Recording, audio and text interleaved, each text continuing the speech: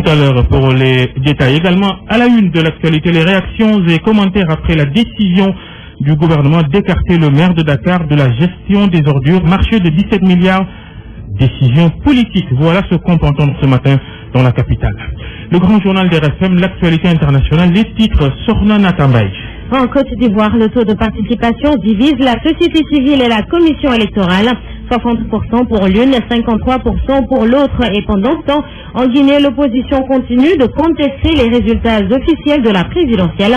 Les résultats définitifs, eux, seront publiés le lundi 2 novembre. Il y aura du football dans le journal des sports de Cher Tigan Diagne.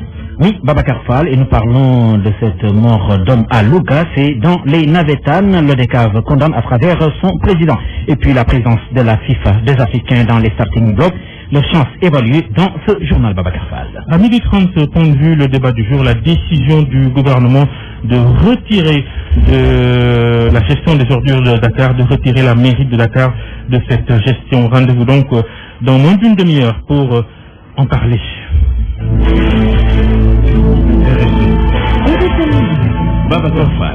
On l'a dit tout à l'heure, la mort d'un adolescent de 15 ans blessé au cours de violences le week-end dernier à Louga lors de matchs de football de Nawetan, c'est championnat populaire de football donc. Le jeune Shirley a succombé à ses blessures ce matin. On rappelle, il s'agit d'affrontements entre policiers et supporters lors d'une finale. Beaucoup de blessés aussi ont été enregistrés.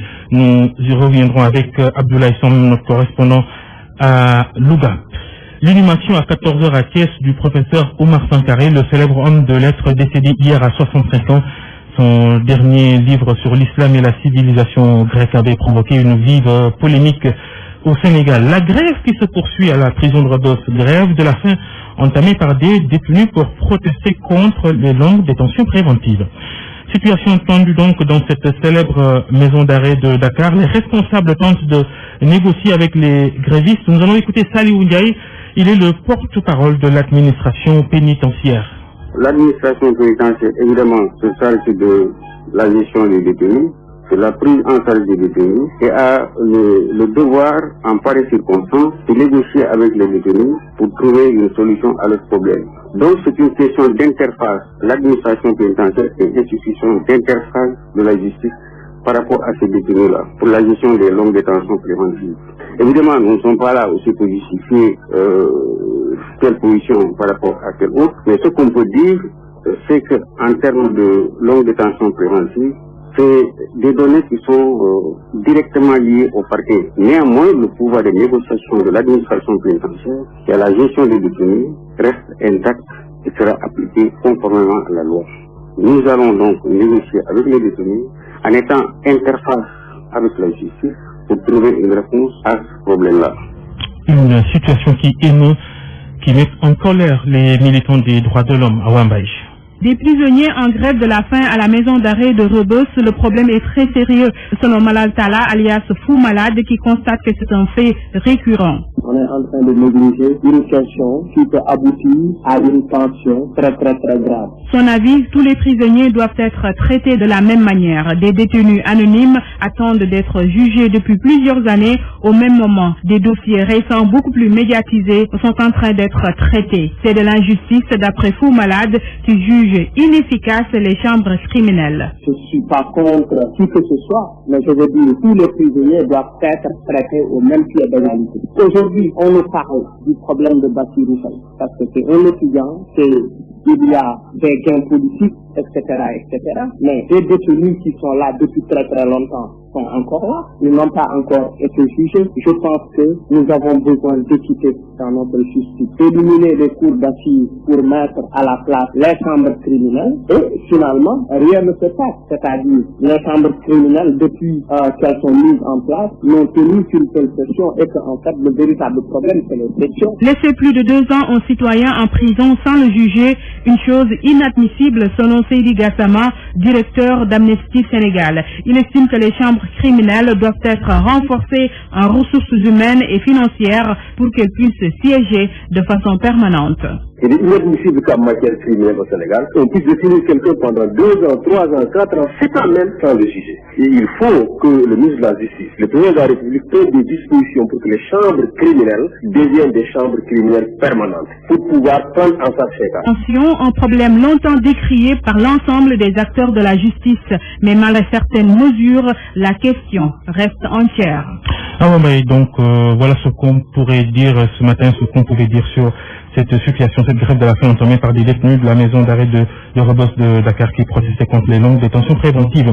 Le grand journal sur RFM, midi 7.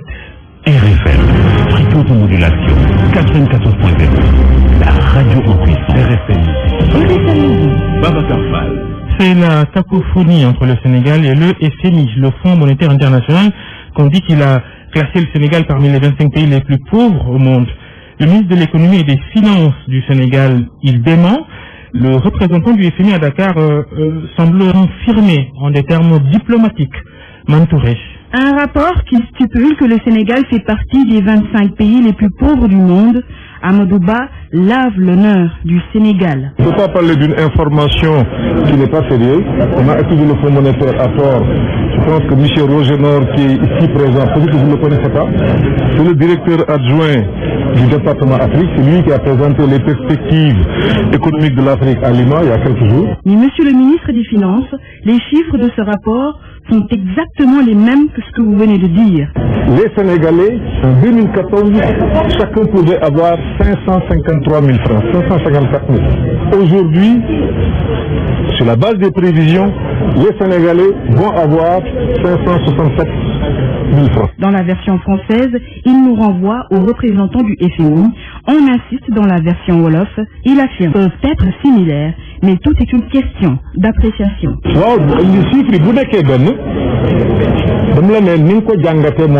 Le représentant du FMI pour l'Afrique, Roger Nord, affirme que le Sénégal conserve la place de l'année dernière, c'est-à-dire 29e. Mais quand le dollar, la monnaie de référence, subit des fluctuations, le CFA ressent les conséquences. Et donc, le dollar est en hausse en ce moment. Notre PIB est en baisse. Et forcément, nous rentrons dans le club des 25 pays les plus pauvres du monde. Si vous regardez les prix exprimés en dollars, vous avez raison, mais le régime de change et la monnaie locale ici n'est pas le dollar. Le représentant du FMI l'a dit, oui, mais avec diplomatie. N'avez-vous pas un discours diplomatique pour ne pas face que les autorités sénégalaises disent? Je crois qu'il faut regarder ces indicateurs de façon objective. Ces déclarations, c'était ce matin à Dakar lors du lancement en Afrique francophone du rapport sur les perspectives économiques régionales pour l'Afrique subsaharienne. Une question au ministre de l'économie et des finances sur Suneor, la principale société huilière du Sénégal. Hier, le gouvernement et le principal actionnaire aux affaires, Abbas Jaber, se sont séparés à l'amiable. Jaber se retire de Suneor. Y a-t-il un repreneur à Amadou Ba? Vous l'entendrez dans nos prochaines éditions. Il dit qu'il n'y a personne pour le moment, qu'un appel d'offres va être lancé. À Diourbel, en tout cas. Diourbel, cette ville qui abrite l'une des usines de Suneor. Le départ d'Abbas Jaber, une bonne nouvelle pour les salariés. Babacar Diouf. Et de l'union dont nous avons fait mention souvent, Moussa Ndoye, un délégué du personnel à l'usine Suneor de Diourbel.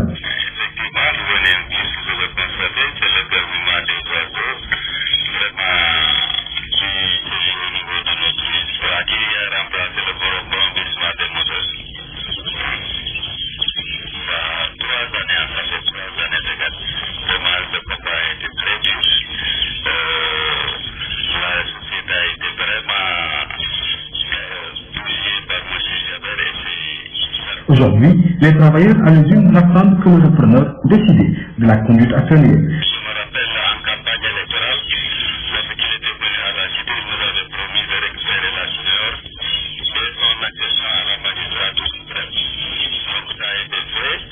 Vraiment, nous remercions très sincèrement. En attendant, le gazouille des oiseaux prend la place du brandissement des moteurs. Ce qui est toujours constant, c'est que la joie se lit sur le visage des travailleurs qui ont rallié l'usine ce matin. Diourbel, RFM Babacar. Midi 11, la réaction de Moussa Tine, conférence de presse. Cet après-midi, le directeur de la communauté des agglomérations de Dakar, Kadakar, Moussa Tip va se prononcer sur la décision du gouvernement de retirer à cette structure la gestion des ordures dans la capitale. C'est hier que le ministre de la Gouvernance locale, Abdoulaye Diouf Sarr, a annoncé qu'un décret confie désormais ce marché de 17 milliards de francs CFA à l'unité de coordination de la gestion des déchets solides. Alors, considération, une décision politique, la réponse de Daouda Diouf. En décidant de retirer la gestion des déchets solides à l'entente Kadakar et la confier à l'unité de coordination de la gestion des déchets solides pour cause de défaillance, l'État du Sénégal ne fait que transférer les problèmes auxquels il a les véritables solutions. Le ministre des collectivités locales nous apprend que depuis quelques semaines, Dakar est sale faute de ramassage d'ordures. Mais ce qu'on ne dit pas, c'est que les 10 milliards qui constituent le budget de l'entente Kadakar sont votés par l'État et gérés par le ministère des Finances. Combien de fois on a entendu les concessionnaires et les techniciens de surface menacer d'aller en grève faute de paiement? Le véritable problème des ordures, ce ne sont pas les saletés, mais c'est l'or dur qui est dans les ordures. 10 milliards de francs, ce n'est pas une petite somme, surtout quand le renoncement des dépenses demande la signature du maire de Dakar qui se nomme Khalifa Sall, probable candidat à la future élection présidentielle. La paire, excusez-moi, l'État du Sénégal, peur de voir son candidat Macky Sall faire face à un homme qui contrôle, ne serait-ce que pour les ordures, 10 milliards. L'autre raison, Dakar, capitale du Sénégal, à quelques mois des élections présidentielles, devenue Sall, n'est-ce pas là un véritable thème de campagne pour l'opposition? Ne dit-on pas qui gagne la région de Dakar est presque sûr de gagner le Sénégal? Khalifa Sall aussi, intelligent, au président du conseil du comité de Kadakar et probable candidat à l'élection présidentielle, pourrait bien utiliser l'arme des ordures pour battre campagne contre Macky Sall en faisant quoi? Laisser Dakar dans son décor d'insalubrité pour pousser les populations de la capitale à la révolte et au vote sanction. Il faut reconnaître qu'aujourd'hui, le problème dans le ramassage des ordures dans Dakar n'est pas reproché au maire, mais bien à l'État du Sénégal, parce que tout simplement, l'entente Kadakar, qui regroupe les collectivités locales, n'est qu'intermédiaire et l'État du Sénégal en est le décideur.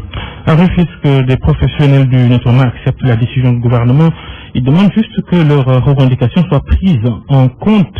Au portage d'Isidore Alexandre Sen. Devant le conseil départemental, un camion des travailleurs du nettoiement.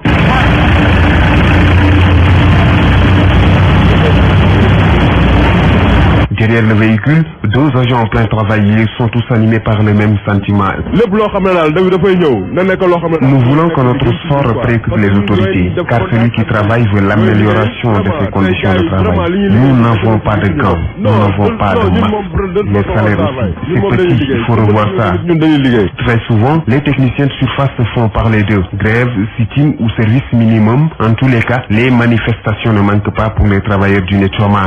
Alimatisson, aux techniciens de surface demande à l'unité de coordination de la gestion des déchets de remettre sur la table la kyrielle de doléances.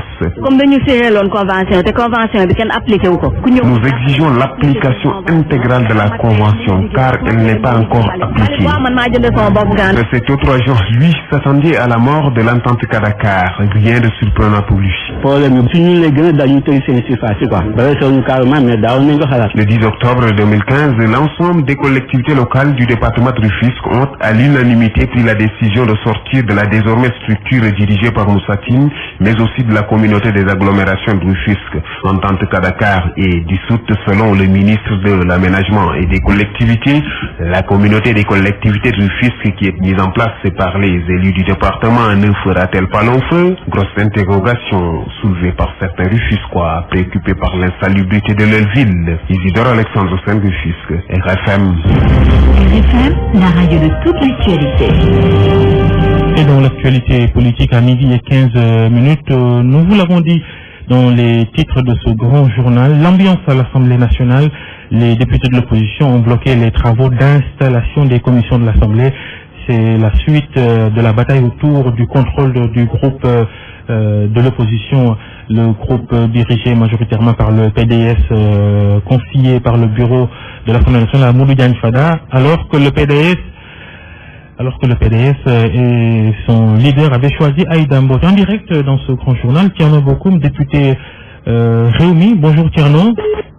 Et il n'est plus en ligne, on y reviendra. Et la suite. RFM. L'actualité internationale. Avec Sornana Tambaye, bonjour. Babacar. Dans la Côte d'Ivoire, le taux de participation à la présidentielle, ça fait débat. La commission électorale indépendante parle de 60% alors que la plateforme des organisations de la société civile avance 53%. Celle-ci mandatée pour observer le scrutin a publié un communiqué. 7 points de moins que les estimations de la CEI. La POECI a disposé d'un échantillonnage de 755 bureaux de vote représentatifs des observateurs qui ont suivi le vote jusqu'au dépouillement final. Pourtant, selon des observateurs, le taux de 53%, s'il est réel, constituerait un bon taux. La suite, la Guinée-Conakry, plus de 2 semaines après la présidentielle, ça conteste toujours. Et comme l'on pouvait s'y attendre, Babacar, l'opposition rejette les résultats du premier tour. Malgré les protestations de Cellou Dalein Diallo, son parti, l'UFDG, n'a pas déposé de recours à la Cour constitutionnelle d'Abdou Diouf. Le 25 octobre a été la date butoir des rigueur pour le dépôt des recours pour contester les résultats des élections présidentielles en Guinée. Seulement 3 partis politiques de l'opposition sur les 8 se sont manifestés. Le principal parti d'opposition, l'UFDG, dirigé par Cellou Dalein Diallo, n'a pas jugé utile de déposer un recours.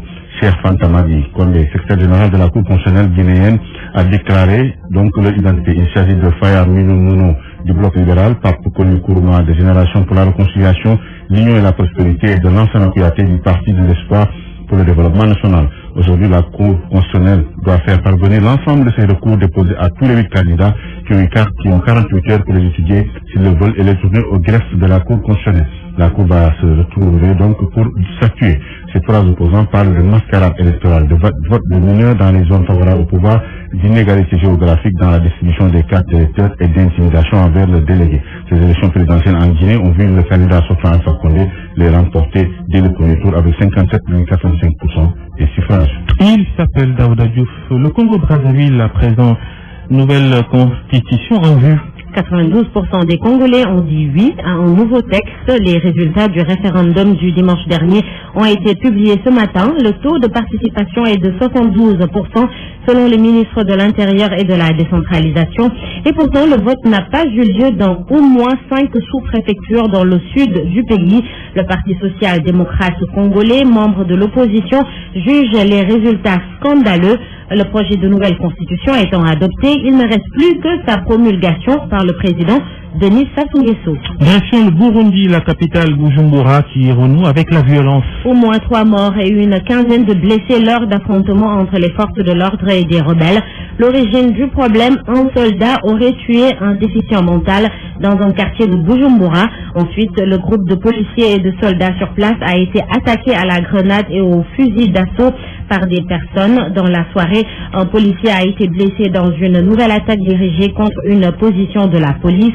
Depuis 2 mois, les positions de police sont régulièrement attaquées par des bandes de criminels selon les autorités. Babacar. Sorna Natambaï, les actualités internationales.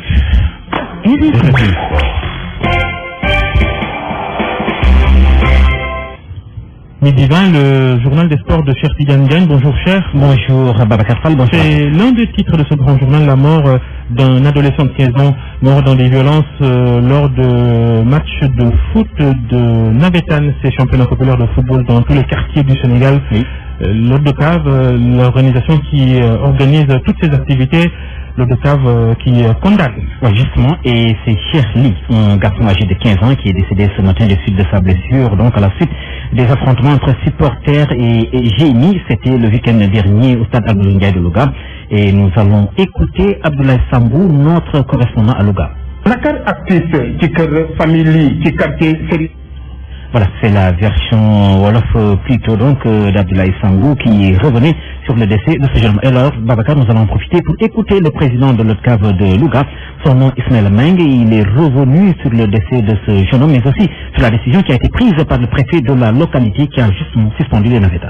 L'Odcave Louga a décidé de ce soir au championnat. Donc il n'y aura plus de match à Louga, jusqu'à nouvel ordre. Et ça, déjà, c'est une décision que le préfet de Louga a déjà prise pour dire que nous nous conformons effectivement à la décision du préfet. Et même s'il n'avait même pas pris cette décision, nous, en tant qu'Odcave, parce que nous sommes ici parents de l'enfant, nous le connaissons, c'est un jeune que nous connaissons, nous allons effectivement suspendre toutes nos activités. Par rapport à parce que effectivement, les résultats de ce match-là, contrairement à ce qui se passait lors des matchs-là, n'a pas été causé par une AFP. C'est des altercations entre des policiers, des génies et, n'est-ce pas, un jeune qui devait être. Et il y a eu une sorte de réaction entre la police et les supporters. Et effectivement, il y a eu altercation, il y a eu jeu de grenades, jeu de pierre, les jeunes du face. Il y a eu débandade, c'est vraiment dans la bousculade. le jeune est tombé et il a été blessé, c'est ce qui a occasionné sa mort. Mais il n'y a pas d'arrêté aujourd'hui responsable, en tout cas par rapport aux enquêtes que nous avons menées, par rapport même aux témoins qui ont été là-bas, c'est un problème entre les forces de l'ordre et un supporter que les jeunes avaient intimidé de ce temps. Des propos recueillis par Sodetiam, c'était à l'instant donc le président de l'ODCAV de Louga, et nous allons repartir à Louga justement pour y retrouver Abdoulaye Sambou, notre correspondant permanent dans la localité. Il revient sur cet incident qui a finalement conduit à la mort d'un jeune homme du nom de Charlie. Il est justement âgé de 15 ans. Tristesse et consternation au domicile de la famille à Serimbara après le décès ce matin du jeune Charlie, âgé de 13 ans, élève en classe de 4e au collège d'enseignement moyen commune de Louga. Cet élève, qui faisait partie des 30 blessés des incidents de samedi dernier entre les forces de sécurité et les supporters lors de national avorté entre Yego et Diamano, a succombé à ses blessures. Charlie souffrait d'un traumatisme crânien et était interné au service de réanimation depuis samedi dernier à l'hôpital Amadou Sahir Mbaye de Louga. Informé, le préfet du département de Louga, Aline Diop, s'est rendu à la morgue de l'hôpital pour constater le décès et apporter sa compassion à la famille de la victime.